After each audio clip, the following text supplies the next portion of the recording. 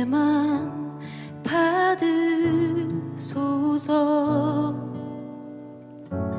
오셔서 주님의 처소 삼으소서. 나의 전부이신 주여 내 맘을 받아주소서. 나의 맘 받으소서.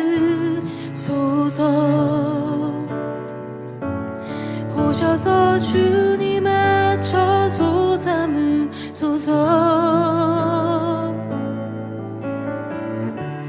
나의 전부이신 주여 내 맘을 받아주소서. 오 나의 맘을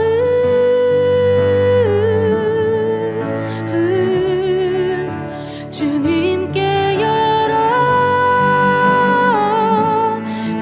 열었으니 주여 내게 오셔서 내 맘에 거하여 주옵소서. 주가 기뻐하는 주의 성전 되게 하소서. 나의 맘 받으소서.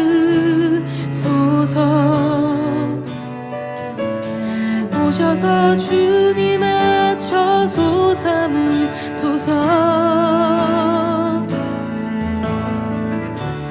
나의 전부이신 주여 내 맘을 받아주소서.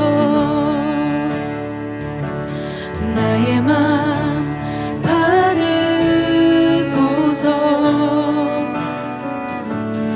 오셔서 주님의 처소 삼으소서.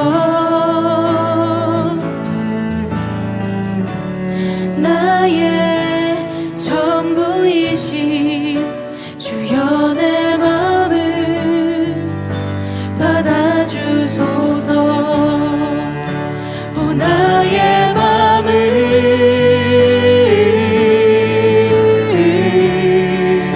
주님께 열었으니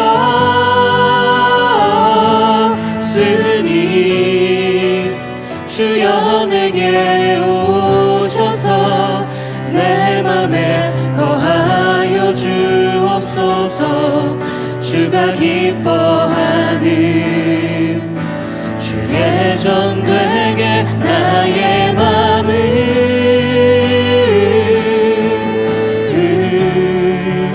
주님께 열었으니 주여 내게 오셔서 내 맘에 거하여 주옵소서. 주가 기뻐하는 주의 성전 되게 하소서. 나의 맘 받으소서. 오셔서 주님의 처소 삼으소서. 나의 전부이신 주여 내 맘을 받아주소서. 나의 맘 받으소서. 오셔서 주님의 처소 삼으소서.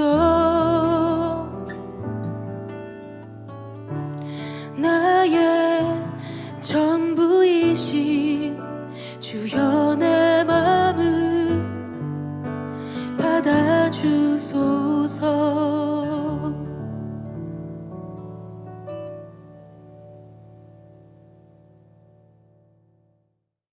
오늘 우리에게 주시는 하나님의 말씀은 사도행전 2장 25절에서 36절의 말씀입니다. 다윗이 그를 가리켜 이르되 내가 항상 내 앞에 계신 주를 배웠으며 나로 요동하지 않게 하기 위하여 그가 내 우편에 계시도다.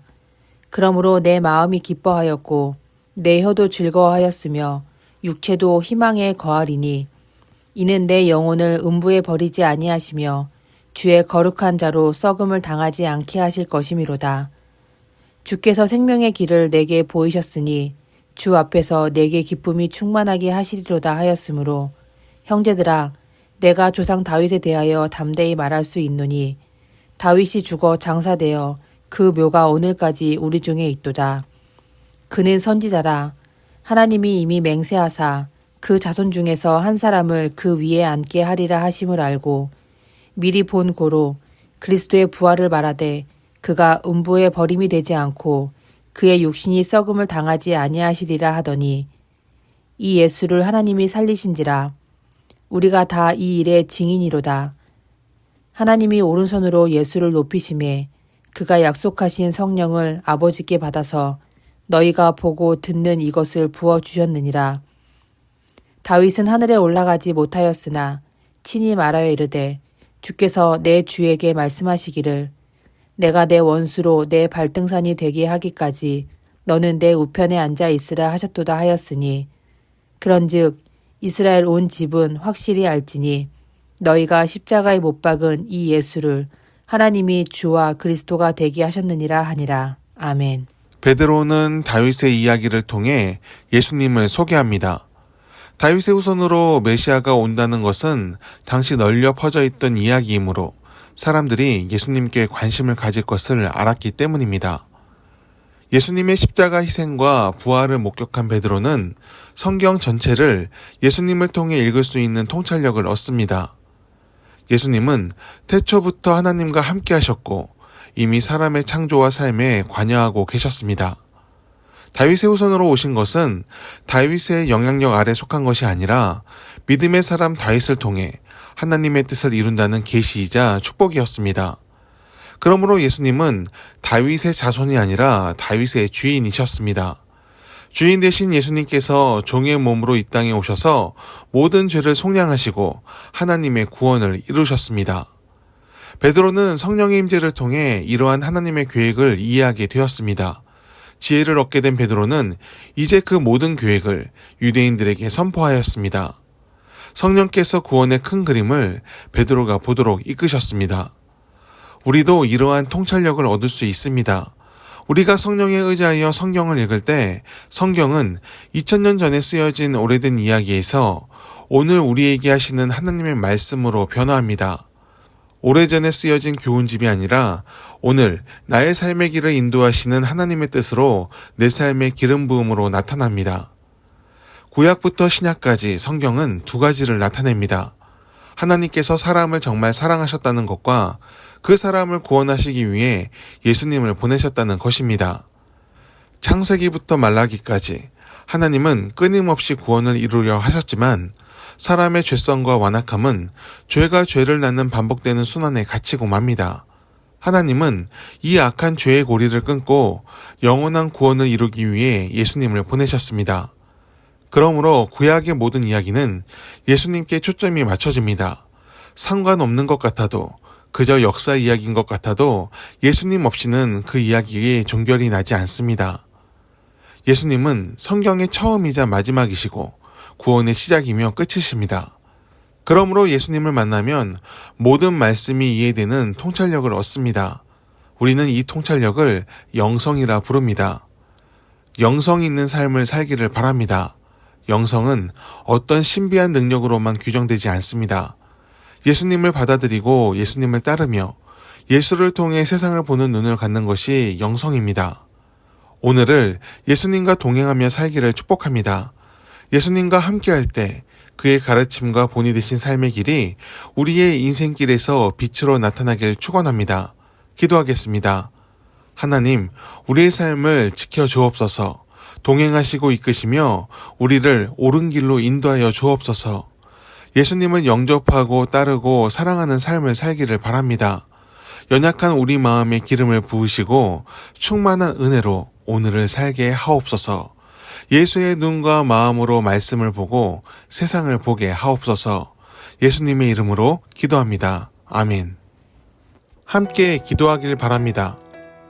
성령의 세례가 오늘날에도 이루어지길 기도합니다. 불이 혀처럼 갈라져 내리는 은혜의 빗줄기를 내려 주옵소서. 하나님의 마음을 알고 뜻을 알고 기쁨을 깨달아 오늘 우리의 삶에서 하나님의 열매를 맺게 하옵소서. 주의 길을 따르는 것이 우리의 즐거움이 되게 하옵소서.